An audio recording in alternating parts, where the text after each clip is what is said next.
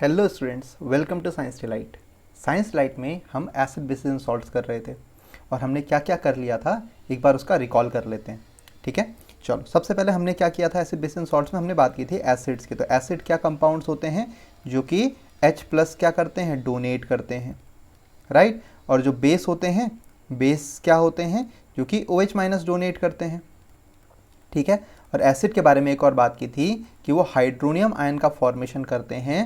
Hydronium ion का formation करते हैं किसके साथ रिएक्शन करने पे, on reaction with water, reaction with water. ठीक है, फिर हमने क्लासिफिकेशन किया था एसिड का।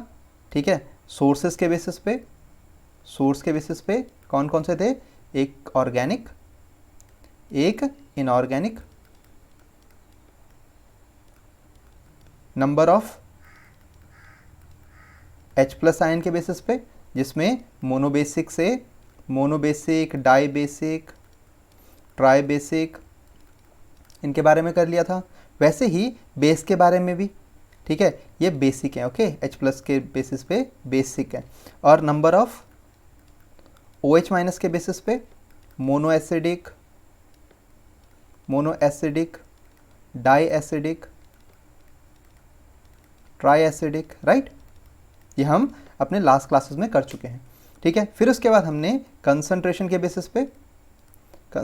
बेसिस पे तो दो तरह के थे, स्ट्रॉन्ग और वीक। स्ट्रॉन्ग एसिड क्या थे, स्ट्रॉन्ग एसिड या स्ट्रॉन्ग बेस क्या थे, जो कंप्लीटली डिसोसिएट हो जाते थे, सॉल्यूशन में कंप्लीटली टूट जाते थे। और ये कैसे टूटते थे, पार्शियली, राइट। फिर हमने क्या किया था लास्ट में, फिर इसमें हमने कंसंट्रेटेड एसिड और डाइल्यूट या बेस, एसिड या बेस, या डाइल्यूट एसिड या बेस। और हमने ये भी बताया था कि जब भी कंसंट्रेटेड क्या होता है, ऐसा कंपाउंड जिसमें एसिड का कंटेंट ज़्यादा हो, वाटर का कंटेंट क्या हो, कम हो। और डाइल्यूट क्या होता है, जिसमें वाटर का कंटेंट ज़्यादा हो लेकिन एसिड का कंटेंट क्या हो, कम हो। ठीक है, लास्ट क्लास में यहाँ तक हमने कर लिया था। एक और बात हमने देखी थी इसमें कि भाई जो कंसनट्रेटेड एसिड होता है उसको डाइल्यूट कैसे किया जाता है, हमेशा पानी में एसिड मिलाया जाएगा। ठीक है, एसिड इन वाटर, ये किसके लिए होना चाहिए, ये किसके लिए होना चाहिए, फॉर डाइल्यूशन के लिए। ये किसके लिए होना चाहिए, डाइल्यूशन के लिए, वाटर इन एसिड, उल्टा नहीं करना है। ओके, फिर उसके बाद हमने हजार्ड्स पढ़े थे कि एसिड अटैक्स हो तो क्या होगा। फिर उसके बाद हमने बात किया था कि क्यों हमें कौन कौन से इंस्ट्रूमेंट्स या किस किस सिंबल का हमें पता होना चाहिए, हमें क्या पहन के लैब को, केमिस्ट्री लैब में जाना चाहिए, क्यों जाना चाहिए, अगर एसिड कभी गिर जाए तो क्या करना चाहिए, वो हमने लास्ट क्लास में डिस्कस कर लिया था। आप ऊपर दिए हुए लिंक्स में जाके वीडियोस देख सकते हैं, राइट। चलो आज हमें क्या करना है वो देखते हैं। आज हमें करना है preparation of acid and base. ठीक है, preparation of acid and base में सबसे पहले हम बात करते हैं किसकी, प्रिपरेशन ऑफ एसिड्स की, कि एसिड को कैसे प्रिपेयर किया जाता है। ठीक है, फिर उसके बाद हम देखेंगे एसिड एंड बेस। सबसे ज़्यादा मुश्किल इसी में होती है क्योंकि इसमें रिएक्शंस होती हैं, लेकिन आपको रिएक्शंस को नहीं, उनकी हेडिंग्स को ध्यान में रखना है। ठीक है, रिएक्शंस अपने आप ध्यान में आ जाएंगी। देखो सबसे पहले है acids are prepared from non metals. किससे प्रिपेयर करना है, नॉन मेटल से। तो नॉन मेटल से कैसे, जब भी कोई नॉन मेटल हाइड्रोजन के साथ रिएक्ट करता है वो हमेशा क्या देगा, एसिड देगा। Reaction of non metal with hydrogen, example देखें, जैसे H2 है, ये Cl2 के साथ रिएक्ट किया तो क्या बन गया, HCl के 2 मॉलिक्यूल बन गए, है ना। वैसे ही Br2 है, ये भी H2 के साथ रिएक्ट किया तो क्या बना दिया, 2 मॉलिक्यूल ऑफ HBr बना दिए, राइट। तो एसिड्स हमेशा बनाए जाते हैं, एक मेथड ये है। ठीक है, ऐसे इसको हम बोलते हैं डायरेक्ट कॉम्बिनेशन मेथड। ये कैसा मेथड है, कॉम्बिनेशन मेथड है। क्लियर है ना, कैसा मेथड है, कॉम्बिनेशन मेथड है। ओके, इसमें HCl HBr का हमने देख लिया, यहाँ तक क्लियर है, आगे बढ़े। चलो next, from acidic oxides, from acidic oxide. अच्छा मेरे को एक बात बताओ, एसिडिक ऑक्साइड कैसे होते थे। ठीक है, they are the non metallic oxides. ठीक है, एसिडिक ऑक्साइड्स को हम क्या बोल सकते थे, non metallic oxides, non metal के ऑक्साइड्स। एग्जाम्पल क्या था, CO2, NO2, SO2, SO3P2O5। ये सारे एग्जाम्पल्स हैं ना, ठीक है। ये सारे नॉन मेटालिक ऑक्साइड हैं, सब के सब क्या हैं, एसिडिक ऑक्साइड हैं, एसिडिक ऑक्साइड हैं, ठीक है। तो ये जब पानी के साथ रिएक्ट करते हैं, ये जब पानी के साथ रिएक्ट करते हैं ना, तो क्या बनाएगा भाई, ये H2O plus CO2 highly unstable होता है, तो क्या बना देता है ये H2CO3। इसको क्या बोलते हैं सर, ये बोलते हैं कार्बोनिक एसिड। क्या बोलेंगे इसको, कार्बोनिक एसिड बोलेंगे। फिर NO2 और H2O को क्या बोलेंगे जी, इसको हम बोलेंगे नाइट्रिक एसिड, HNO3 का फॉर्मेशन कर देगा ये, ठीक है। नेक्स्ट यहाँ पर SO2 और H2O को क्या बोलेंगे, यहाँ पर हम इसको बोलेंगे H2SO3 का फॉर्मेशन। इसको हम क्या बोलते हैं, this is nitric acid, okay, nitric acid, ठीक है। इसको क्या बोलेंगे, इसको बताओ क्या बोलेंगे, इसको बोलेंगे हम sulphurous acid, sulphurous acid, right. फिर इसमें अगर मैं H2O मिला दूं तो यहाँ पर क्या बनता है, sulphuric H2SO4, that is sulphuric acid बन जाएगा, राइट। और लास्ट में H2O, इसमें क्या बनेगा बताओ, इसमें बनेगा H3PO4। इसको हम क्या बोलते हैं सर, इसको बोलते हैं फॉस्फोरिक एसिड, ठीक है। क्लियर है ना, इतना पक्का ना। चलो आगे बढ़ते हैं। देखो ये सारे मेथड्स आपको पता होना चाहिए। बैलेंसिंग को आपको मैंने सिखाई हुई है, आप इजीली इसको क्या कर सकते हो, बैलेंस भी कर सकते हो, ठीक है। नेक्स्ट ये यहाँ पर लिखा हुआ है acidic oxide dissolves in water to give an acid, okay. Next देखो एसिड्स फ्रॉम सॉल्ट्स। अब सॉल्ट से आपको क्या करना है, एसिड बनाना है। ये भी मेथड मैंने आपको पहले बताया हुआ है, ठीक है। नॉन वोलेटाइल एसिड्स जो हैं वो जैसे H2SO4 है, on heating with salts of more volatile acids gives volatile acid. देखो वोलेटाइल एसिड, वोलेटाइल शब्द से आप क्या समझते हो, ठीक है। तो इसमें थोड़ा सा कलर का चेंज करते हैं। इसमें हम एक टर्म देख रहे हैं वोलाटाइल। वोलाटाइल का मतलब क्या हुआ, ठीक है, जो जिसका क्या हो, आप ऐसा समझो जिसका मेल्टिंग पॉइंट या बॉइलिंग पॉइंट जो हो वो क्या हो, लो हो, एंड ईजिली जो हो जाए, क्या, ईजिली वेपराइज हो जाए, ठीक है। जैसे हम बोलते हैं पेट्रोल बहुत वोलेटाइल है। पेट्रोल बहुत वोलेटाइल है, इसका मतलब अगर आप रात को टंकी का ढक्कन खोल दो, सुबह तक देखो सारा पेट्रोल क्या हो जाएगा, उड़ जाएगा, वो वोलेटाइल होते हैं, ठीक है, जो इजीली वेपर फेज में वेपराइज हो जाते हैं, ओके। तो ये वोलेटाइल एसिड के कौन कौन से होते हैं, आपके पास जो HNO3 है ना, ये वोलेटाइल है, HCl है, ये वोलेटाइल है, these are volatile acid, volatile acid, okay. तो यहाँ पर देखो जब भी salt of volatile acid NaCl जो है वो HCl से ही तो बना होगा।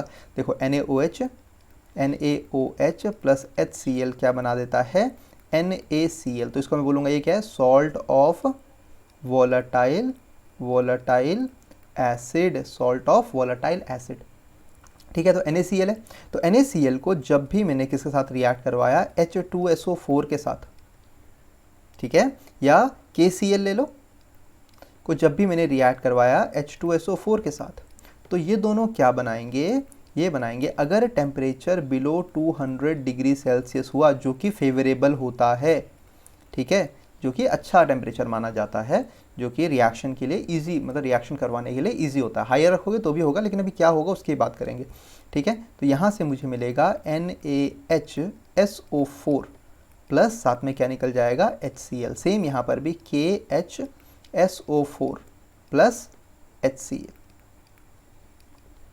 राइट।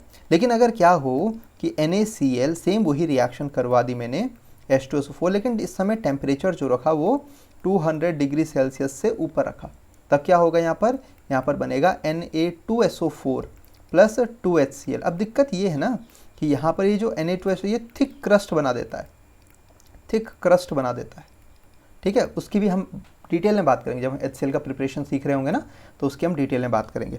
तो यहाँ पर देखो ये है सोडियम क्लोराइड, आपको दिख रहा होगा इजीली, ठीक है, सोडियम क्लोराइड है। सोडियम क्लोराइड को आप क्या कर रहे हो, बर्नर से हीट कर रहे हो। यहाँ पर तो बर्नर बुझा हुआ है, लेकिन एक्चुअल में ये बर्नर क्या होता है, हीटेड होता है, अच्छे खासे टेम्परेचर पे होता है, ठीक है। मैं बना देता हूँ, मैं जला देता हूँ बर्नर को। देखो ये बर्नर अब धीरे धीरे जलने लग गया, ओके, चलो ठीक है।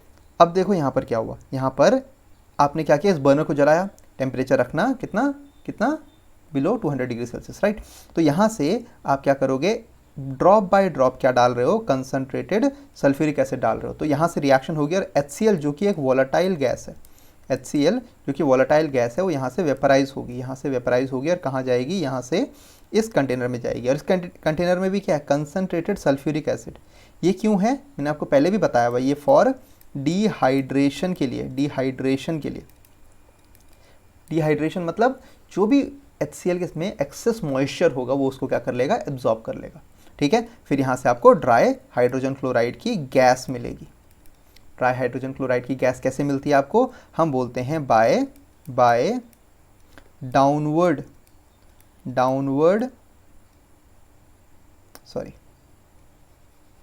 नहीं, ये ऊपर भेजता है ना, तो बाय अपवर्ड डिस्प्लेसमेंट, तो नीचे हो रहा है, रुक जाओ, चलो सही था, डाउनवर्ड डिस्प्लेसमेंट, डाउनवर्ड, यहाँ पर बहुत कचरा हो गया, रुक जाओ, ठीक है, यहाँ पर कचरा हो गया है, रुको, पहले सही था, by downward displacement of air की वजह से। ठीक है, by downward displacement of air, right. अब होता क्या है कि HCl जो है वो एयर का, देखो एयर में जनरली हम ऑक्सीजन मान के चलते हैं, नाइट्रोजन मान के चलते हैं, तो दोनों का ही मॉलिक्यूलर मास हाइड्रोजन क्लोराइड से क्या होता है, हल्का होता है ना। ऑक्सीजन का O2 अगर मैं देखूँ तो O2 का 32 हो गया, और N2 का अगर मैं देखूँ तो N2 का 14 2 28 हो गया, लेकिन HCl का जो वेट होता है वो होता है कितना, 36.5 होता है, तो जो कि ज़्यादा है। इस वजह से HCl जो होगी वो यहाँ पर अटैच हो जाएगी, यहाँ पर HCl आ जाएगी, ये जो है HCl की ड्राई गैस आ जाएगी। ठीक है, दिस इज HCl की ड्राई गैस, ओके, वो सेटल डाउन हो जाएगी। क्लियर, HCl कैसे मिलेगा आपको पता लग गया ना, दिस इज HCl, ये कैसी फॉर्म में मिलेगी आपकी, गैसियस फॉर्म में, राइट। आगे बढ़ूँ, चलो, by oxidation of non metal. ठीक है, अगर मैं नॉन मेटल को ऑक्सीडाइज करता हूँ, नॉन मेटल जैसे कि क्या हो सकते हैं, सल्फर के हो सकते हैं आपके पास, क्या बोलते हैं, नाइट्रोजन के हो सकते हैं आपके पास, राइट। तो उससे अगर आपको बनाना हो तो क्या करेंगे, देखो सल्फर है, सॉरी यहाँ पर सल्फर है, इसमें मैंने क्या कर दिया, 6 मॉलिक्यूल ऑफ HNO3 डाल दिया। ठीक है, तो जब भी आप सल्फर का ऑक्सीडेशन करते हो तो आपको क्या मिलता है, H2SO4 मिलता है, राइट। सल्फर साथ में क्या मिलेगा, इसके साथ में क्या मिलेगा, H2O निकलेगा और NO2, H2O निकलेगा और साथ में क्या निकल जाएगा, NO2। तो जो सल्फ्यूरिक एसिड आपके पास बना, तो ये है बाय ऑक्सीडेशन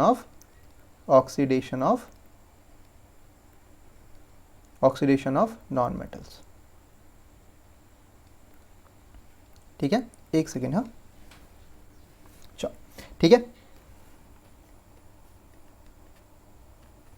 ठीक है, इसको अगर आपको बैलेंस करना है तो आप इजीली कर सकते हो, 2, और यहाँ पर नाइट्रोजन कितने 6 हैं, तो यहाँ 6 हो जाएगा।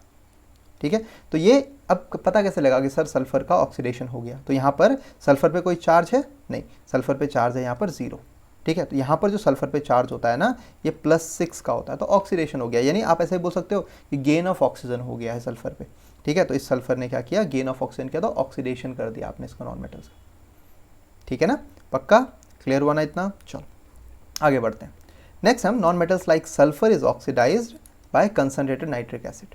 ओके, पक्का ना, आगे बढ़ सकते हैं। अब देखो जरा, मैं इसको यहाँ पर क्या कर देता हूँ, एक सेकेंड, मैं इसको यहाँ से मिटाता हूँ ताकि वो आपको लाइंस समझ में आ जाए कि क्या है। ठीक है, एक सेकेंड, आप भी ढंग से लिख लोगे ना, फिर नोट्स बना लोगे।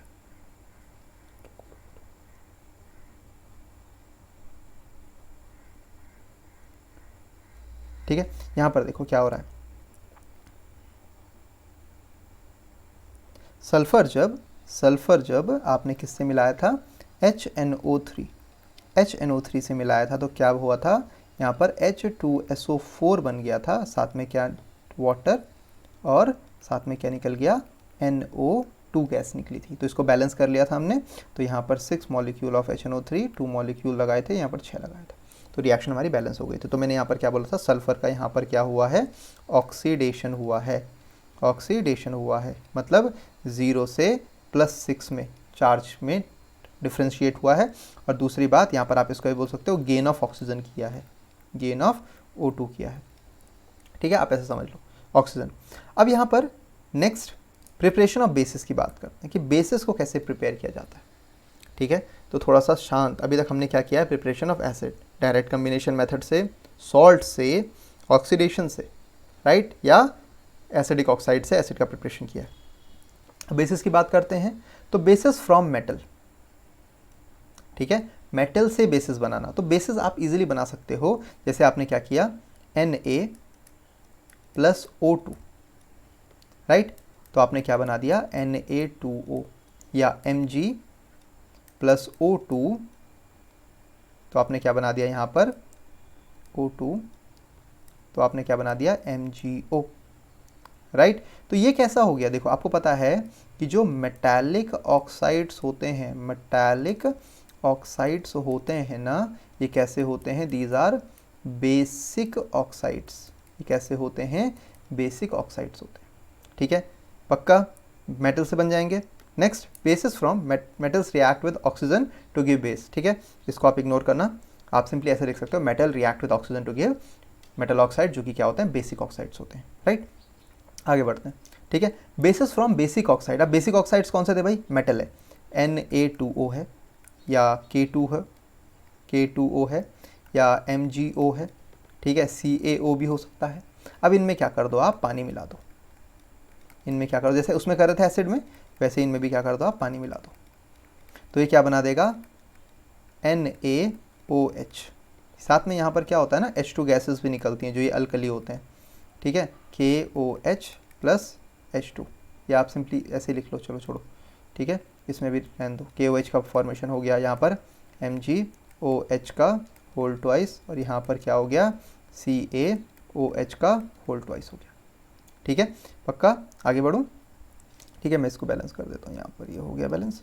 ठीक है, अब यहाँ पर क्या होगा, देखो, फ्रॉम एक्टिव मेटल्स, जो मैं आपको बता रहा था, अगर मैं क्या करूँ ना, सोडियम को, हमने पहले भी देखा था, सोडियम को अगर मैं, फिर गड़बड़ कर दी, ठीक है, क्योंकि फिर वो वहाँ पर कुछ आ जाएगा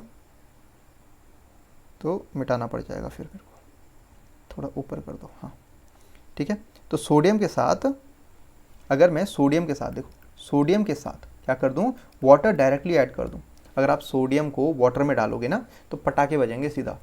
सोडियम इतना हाईली रिएक्टिव होता है कि पानी के साथ रिएक्ट करते ही वो एक्सोथर्मिक रिएक्शन देने शुरू कर देता है। वो नाचता है सोडियम, उसकी डेंसिटी भी कम है ना, तो इस वजह से वो ऊपर ही मटकता रहता है और लाल हो जाता है गर्म होकर।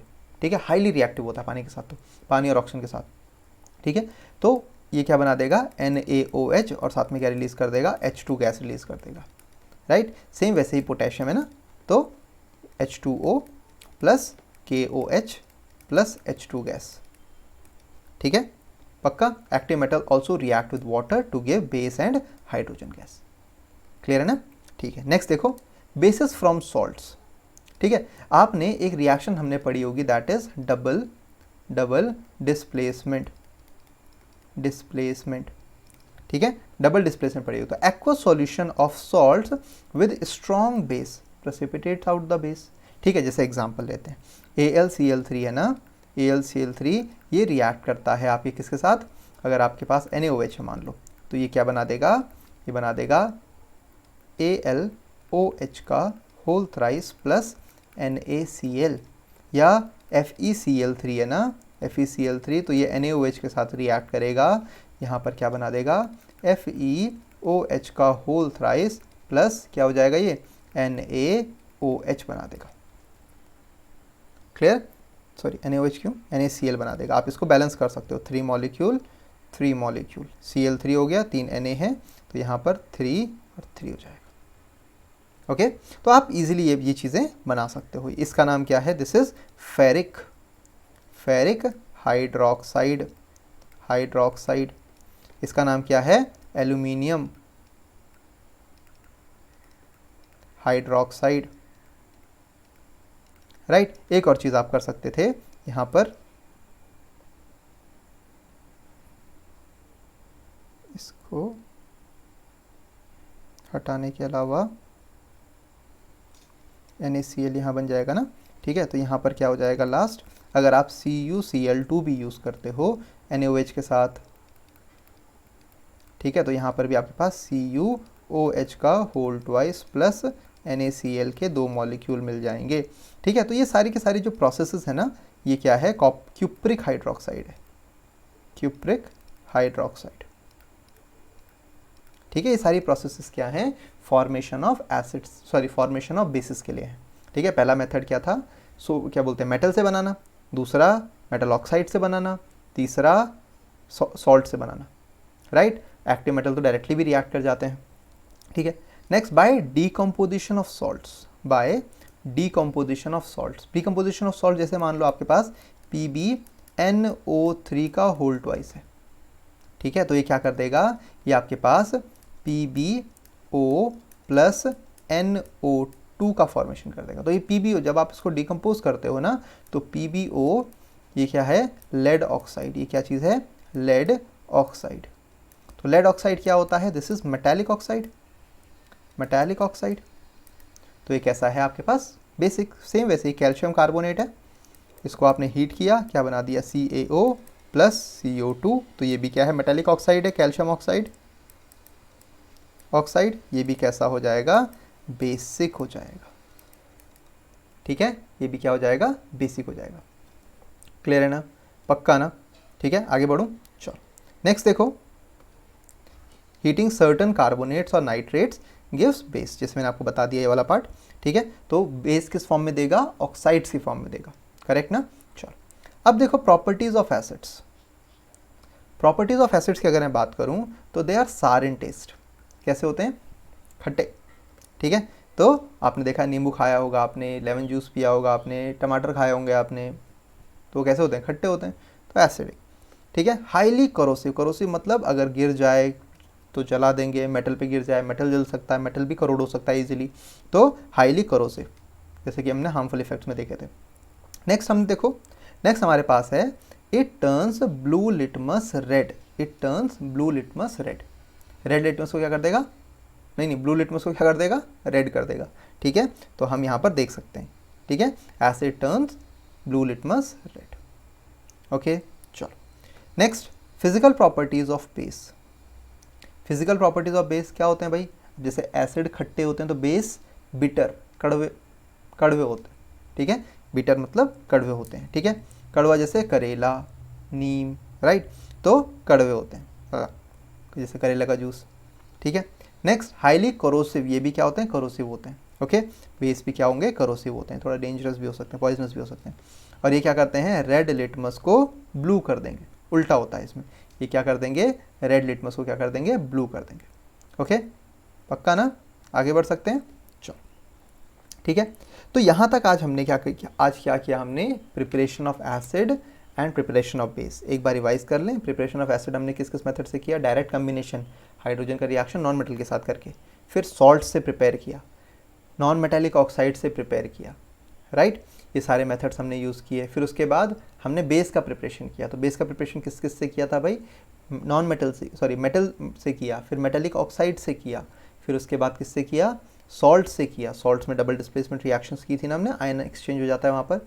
फिर उसके बाद हमने किसके बारे में देखा, एसिडिक की और बेसिक की फिजिकल एंड केमिकल प्रॉपर्टीज़ के बारे में, फिजिकल प्रॉपर्टीज़ में, केमिकल प्रॉपर्टीज़ हम नेक्स्ट क्लास में करेंगे।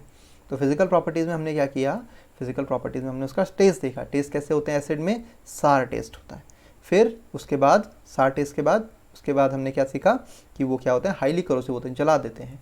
तीसरा, ये ख़राब कर देते हैं चीज़ों को, राइट। तीसरा हमने क्या बोला कि एसिड क्या करते हैं, ब्लू लिटमस को रेड कर देते हैं। फिर सेम बेस में जस्ट इसका उल्टा, वो कैसे होते हैं, बिटर होते हैं, सार एसिड थे तो बेस बिटर, कड़वे होते हैं। नेक्स्ट, वो क्या, ये भी कैसे होते हैं, करोसिव होते हैं। और तीसरा, ये रेड लिटमस को ब्लू कर देंगे, एसिड ब्लू लिटमस को रेड, और जो बेस हैं वो रेड लिटमस को ब्लू कर देते हैं, ठीक है। आज के लिए हम इतना ही करते हैं, ठीक है। तो प्रिपरेशन का एक वीडियो हो गया, फिजिकल प्रॉपर्टीज़ का एक वीडियो हो गया। नेक्स्ट केमिकल प्रॉपर्टीज़, और नेक्स्ट क्लास में बहुत कुछ है, वैसे तो केमिकल प्रॉपर्टीज़ है, इंडिकेटर्स के बारे में है, हम बहुत सारी चीज़ें सीखेंगे उसमें, ओके, ठीक है। तब तक के लिए पढ़ते रहिए, ठीक है, और लाइक शेयर सब्सक्राइब करते रहिए।